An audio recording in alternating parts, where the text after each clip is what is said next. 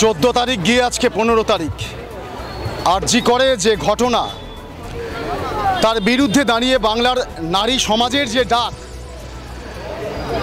এক অভূতপূর্ব সারা জনপ্লাবন। বিশেষ করে মহিলারা রাতের দখল নেওয়া তাদের নিরাপত্তার স্বার্থে নেতাজি নগর আমরা দাঁড়িয়ে রয়েছি 98 ওয়ার্ডে। এখানে চলছে সেই প্রতিবাদ। আমি আপনাদের কাছ থেকে জেনে নেব, রবীন্দ্রনাথ বলেছিলেন নারীকে আপন ভাগ্য জয় করিবার কেন নাহি দিবে অধিকার। আপনারা কি এইখানে নারী শুধু নিজের ভাগ্য জয় করার শপথ নিল, নাকি বাংলার ভাগ্য ঘুরিয়ে দেবার স্বপ্ন দিচ্ছে? অবশ্যই নারী এখানে শুধু নিজের জন্য আজকের অনুষ্ঠান করতে আসেনি। এই বাংলায় তার বাংলা যে নিজের কি বলবো, বাংলা যেটা চলছিল, বাংলায় যেটা ছিল, বাংলা যে নিজস্ব গৌরব, সেই গৌরবকে ফিরিয়ে আনার জন্যও বলতে পারেন আজকে আমাদের এই সমাবেশ। নারী বলে নয়, নারী পুরুষ একত্রিত হয়ে মিলিত হয়ে সকলে নির্বিশেষে। আমাদের কাছে কিছুক্ষণ আগে খবর আসলো যে আরজি করে ভাঙচুর হয়েছে। আপনারা আরজি করে তাহলে ভাঙচুর করলেন নাকি সমাবেশের নামে? আমরাও, আমাদের কাছেও খবর এলো যে আরজি করে ভাঙচুর হয়েছে। আমরা আরজি কর থেকে অনেক দূরে, আরজি করের সামনেও আমাদের বিশাল বাহিনী ওখানেও রাত পাহারায় রয়েছে। আমরা শুনবো, যেহেতু এই অনুষ্ঠানটি চলছিল আমরা ভালোভাবে শুনতে পারিনি এই খবরটা। আমরা নিশ্চয়ই পরবর্তীতে শুনে আপনার এই প্রশ্নের উত্তর দেব। মুখ্যমন্ত্রী বলেছেন সিবিআই হয়ে গেছে, তাহলে কেন এই আন্দোলন? মানে সিবিআই তদন্তভার নিয়েছে, তাহলে আন্দোলন কেন?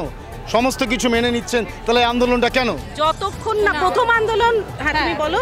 হ্যাঁ, প্রথমত এই আন্দোলনটি হচ্ছে একটি বর্বর, মানে এত খারাপ কাজ আমরা কল্পনা করতে পারি না। কারণ আমাদের যে মানে আমি মেডিকেল কলেজ, আমি আরজি করার যে পিজিটি দিদির কথা হচ্ছে মানে হয়েছে তার কথা অনুযায়ী বলছি, সেটা আমরা কল্পনা করতে পারি না। এবং তার শাস্তি না হওয়া অবধি আমরা এটা থামাতে পারবো না। কারণ আমরা এটার বিশ্বাস করি যে আমরা আন্দোলন চালিয়ে গেলে এই শাস্তিটা। মুখ্যমন্ত্রী নির্যাতিতার পরিবারের সঙ্গে 1 ঘন্টা কথা বলেছেন, অসুবিধা কোথায়? আমরা শাস্তি চাই, আমরা অপরাধীর শাস্তি চাই, আসল অপরাধীর শাস্তি চাই। এবং আমরা চাই যে এখানে শুধুমাত্র যে নির্যাতিতা তার পরিবারের সাথে কথা বলে কিছু হবে না, কথা বলতে আমাদের প্রত্যেকটি সমস্ত। আমরা কেন ভয় পাবো? আজকে রাস্তায় উনি কিন্তু তুলে নিয়ে আসছেন সেই সিঙ্গুরে তাপসী মালিকের ঘটনাও কিন্তু তুলে নিয়ে আসছে। কোথায়? তখন তো আপনাদের দেখিনি। তখন কি হয়েছে, আর তখন যদি নাও হয়ে থাকে, সেই সময় হয়নি বলে আজ দাঁড়িয়ে হবে না, এই দাবি উনি কখনোই রক্ষা করতে পারেন না। আমরাও সেটা বলবো। আমরা কেন ভয় পাবো? রাস্তায় কেন টাইম এগিয়ে আসছে, দিন এগিয়ে আসছে মানুষের মধ্যবর্তী মানসিকতার। আচ্ছা, এই যে আপনাদের যে আজকে যে ম্যাচটা হলো, সেটা তো 2020 নাকি টেস্ট ম্যাচের মতো চলবে? চলবে, চলছে, চলবে। যত শক্তি দিয়ে আমরা কথা বলবো, যতক্ষণ না দোষ করে না, করে কিচ্ছু করে না, যতক্ষণ না শাস্তি দেওয়া হবে, যতক্ষণ না অপরাধী সঠিকভাবে শনাক্ত করা হবে। শাস্তি, পুলিশ মন্ত্রীর নাম হচ্ছে মমতা বন্দ্যোপাধ্যায়। তাহলে আপনাদের কি তার বিরুদ্ধে অভিযোগটা যাচ্ছে? অবশ্যই তার বিরুদ্ধে অভিযোগ। কেননা একজন পুলিশ মন্ত্রী হয়ে, একজন মহিলা মন্ত্রী, একজন আমাদের বাংলার মন্ত্রী, যিনি একজন মহিলা মন্ত্রী, তার কাছ থেকে আমাদের অনেক কিছু আশা ছিল, অনেক কিছু আমরা দাবি করেছিলাম, সেগুলো অনুযায়ী আমরা কিছু পাইনি।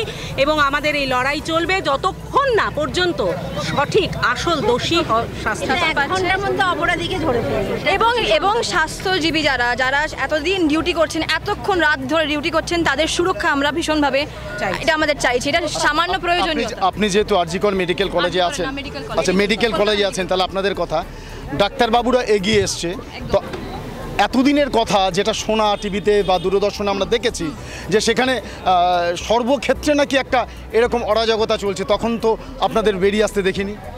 প্রথমত এই মেডিকেল কলেজ থেকে যখনই আমি আমার কলেজের কথা বলতে পারি, এবং নানান কলেজে একসাথে আমরা আন্দোলন করেছি, যখনই আমাদের এরকম ঘটনার এটা তো আগে কখনো ঘটেনি, তাই আমরা এরকম আগে আসতে পারিনি। এবং যখনই এরকম কোনো আমরা খারাপ খবর, র্যাগিং বা নানান খবর যাদবপুর বা আমরা প্রত্যেকে মেডিকেল কলেজ থেকে অবস্থায় কোনো ডাক্তার আজ অবধি কখনো আমরা ঘটেনি।